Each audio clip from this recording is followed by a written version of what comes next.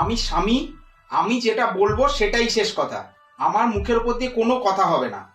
যেটা বলবো সেটা। তুমি এত বড় সাহস পাও কি করে আমার মুখের উপর দিয়ে কথা বলার? রেগে যাচ্ছ কেন? রেগে যাব না। তুমি ওই কথাটা কেন বললে আমাকে? কাকে বললে? তুমি কোন সাহসে ওই কথাটা আমাকে বললে?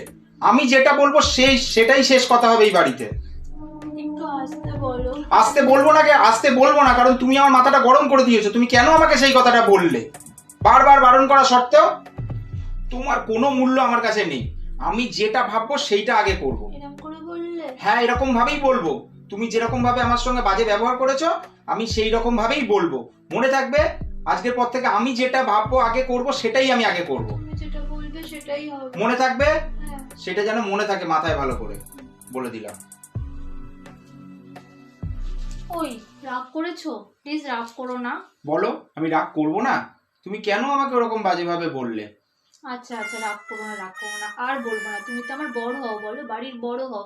তুমি যা বলবে সেটাই তো হবে। আমার সত্যি ভুল হয়ে গেছে, আর বলবো না। তুমি আগে বাসন মাজবে, তারপর রান্না করবে।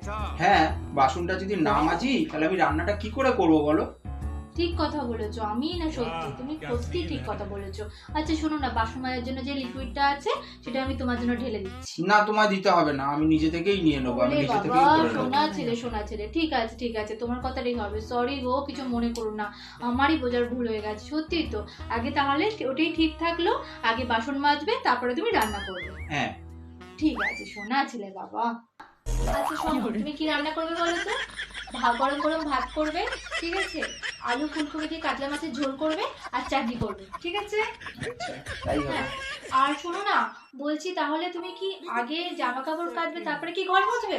না, আমি আগে ঘর মুছবো, তারপরে আমি জামা কাপড় কাচবো। কিন্তু ঘরটা তো জল জল হয়ে যাবে। আমি সেটা বুঝবো।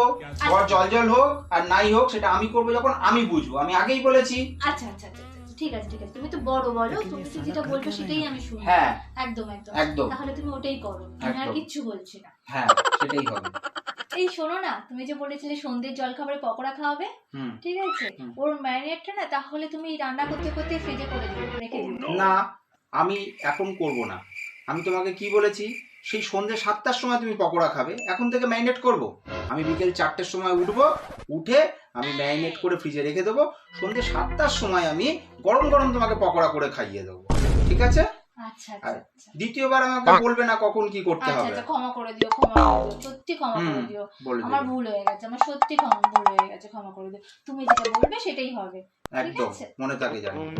তুমি জানো 4টের সময় আমি কেন বললাম পকোড়াটা বানাবো? কেন? কারণ ওই যে তুমি যে আমাকে কসমেটিক্স এর লিস্ট গুলো দিয়েছো না, সেগুলো তো আনতে হবে। আমি বাজারে যাব, সেই কসমেটিক্স এর লিস্ট গুলো ধরে সব জিনিসপত্র গুলো আনবো, এনে 7টার সময় তোমাকে পকোড়াটা ভেজে দেবো, আর সেই সময় এসে তোমার পাটাও টিপে দেবো, ঠিক আছে?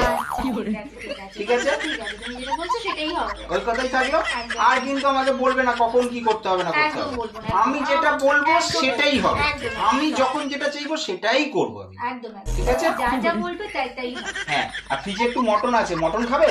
হ্যাঁ মটন, হ্যাঁ। হ্যাঁ হ্যাঁ খাবো খাবো। শোনো না, তুমি যেমন করে করো ঝাল ঝাল, ঠিক আছে? তেমন করবে কিন্তু। ঠিক আছে, তাই হবে।